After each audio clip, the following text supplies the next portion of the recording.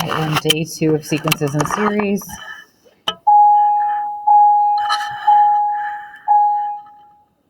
Normally, the next day you complete this as a bell ringer. This page and this page. If you complete it, I said this is an optional assignment.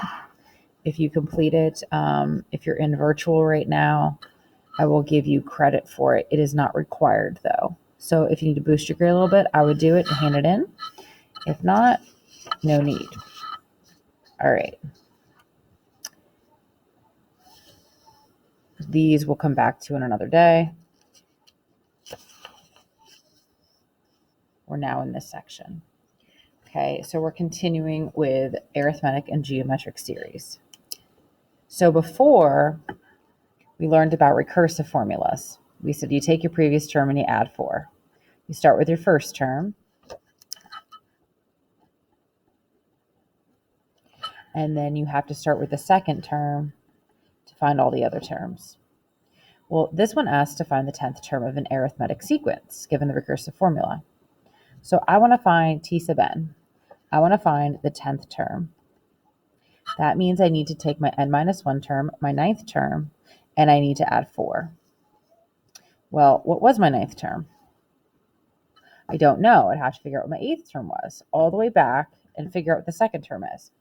So I got to say my second term is my first term plus 4, which is negative 2. Then my third term is my previous term plus 4, which is 2. Then my fourth term is my previous term plus 4, 6. From 6, add 4, you get 10. From term 6, take 10, add 4, you get 14. Term 7, add 4, you get 18. Term 8, you add 4, you get 22. Add 4, you get 26. And then you'd get 30. So it says, find the 10th term of the sequence. It was a little time consuming, but you were able to get 30, but you had to know every single term prior to it to get there. It says, in order to find term 10, we had to find every term before it. Wouldn't it be nice just to substitute in a number respective to the term being sought after to get an answer? Yeah, it'd be nicer just to substitute in 10 and get 30. This is the explicit formula, okay, for the previous example. So here's a formula where you could do that. Whatever term I'm trying to find, I'm just going to substitute in 10 and I will get 30. Is T sub 10 30? Well, let's try it. If I'm trying to find term 10, I will substitute 10 into here. Do I get 30? Yes. That is a lot easier than doing all this. But you had to know how to do all this in order to figure out this today. It says maybe it just worked for that term. Does it work for all terms? What about T sub 5? Well, let's plug in 5.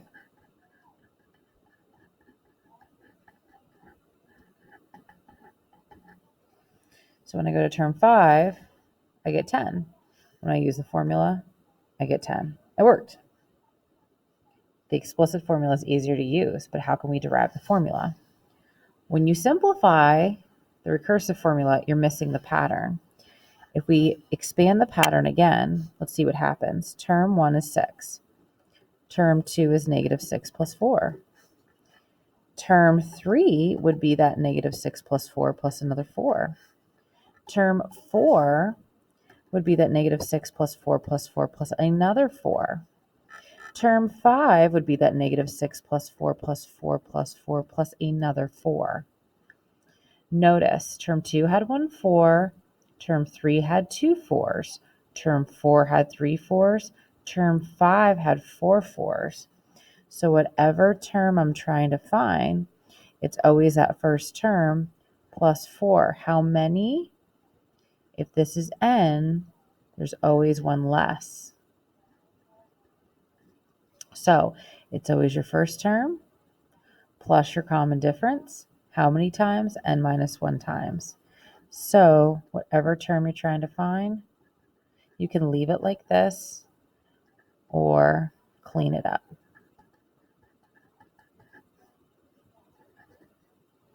You don't need to put what T1 is, and n is greater than or equal to 2. And this is nice. This is all you have to put. It says, in order to find T sub 10, we had to find every term before it. Geometric sequences can also have an explicit formula. Okay. Oops. Oh, oops. Okay. Flip the page. Sorry. So here we're going to write the formula. So whatever term you're trying to find, it's your first term plus your common difference n minus 1 times. Okay. It says write an explicit formula for each term of the arithmetic sequences. Then find the indicated term. So looking at this, I have to write my formula. T sub n equals T sub 1, which is 11, plus your common difference 4, n minus 1 times. You can leave it like that, or you can rearrange.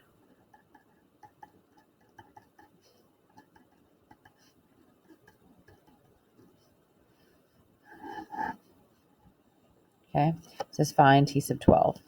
So if I'm trying to find T sub 12, you just substitute 12 in.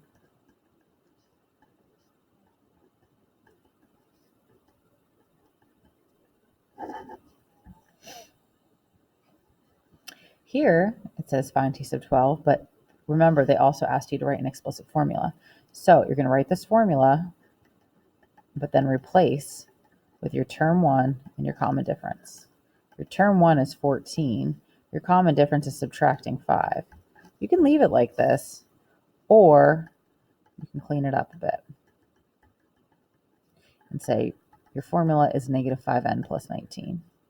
Therefore, T sub 12 would be negative 5, oopsies, times 12 plus 19. So negative 60 plus 19, negative 41. All right, try doing the last one. Pause the video.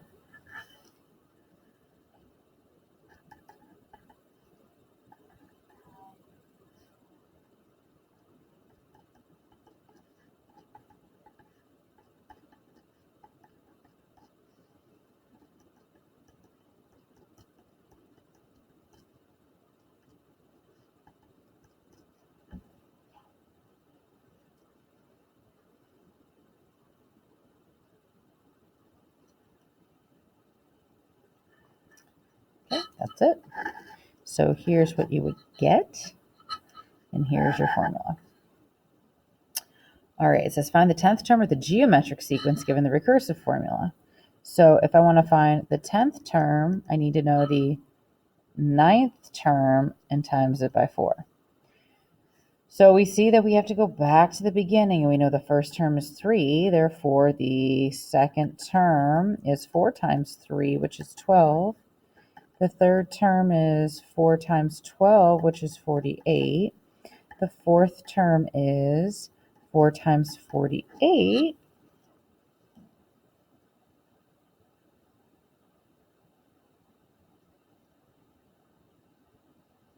which is 192, times 4 is going to be 768, times 4 is 3,072,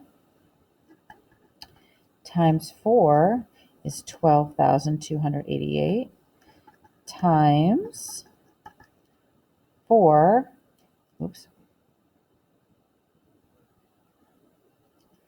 is 49,152, times 4 is 196,608, times 4 is 786,432.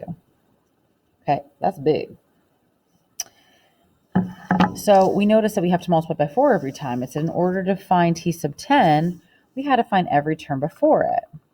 Geometric sequences also have explicit formulas, meaning you just put it in and the answer comes out. Okay? So how can we derive the formula? I'm not going to find it for you first. We're just going to say, all right, we knew that first term here was 3. And we knew the second term was 4 times 3. And we knew the third term was 4 times 3 times another 3.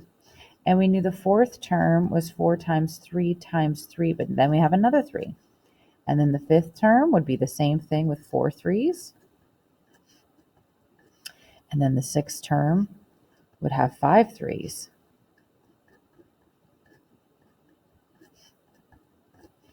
So then the nth term would be 4 times 3.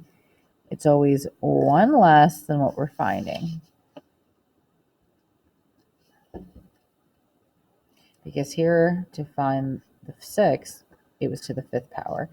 It's always 1 less than what we're finding. So it says the nth term of a geometric sequence is t sub n, whatever your first term is, times your common ratio to the n minus 1 power. It says write an explicit formula for the nth term of the arithmetic sequences. So we start out with 1, we multiply by 3 every time, n minus 1 times. So if I wanted to find t sub 12, I know I start with 1 and you just times 3, 12 minus 1, or 11 times. Whatever that is. Let's try to find it.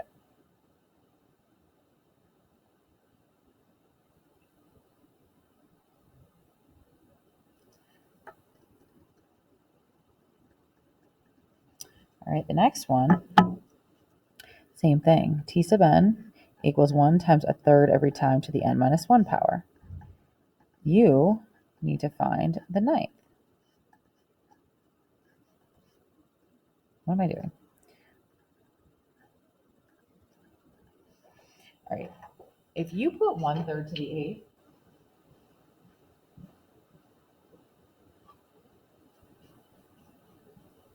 in your calculator, you're going to get not something pretty.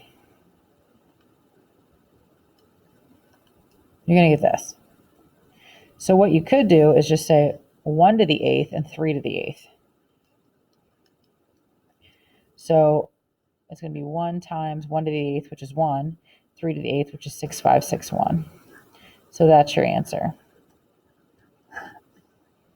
Okay, and then the last one, t sub n, is the square root of 3. You're multiplying by the square root of 3 every time, n minus 1 times. So t to the n is, t15 is the square root of 3 times square root of 3 to the 15 minus 1. So that is the square root of 3 times the square root of 3 to the 14th. If you multiply that all together, it's going to be weird as well.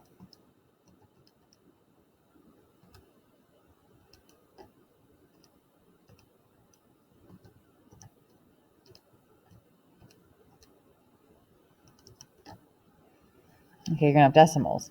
Well, that's not as accurate. Well, I know that this is even, so why don't I simplify that?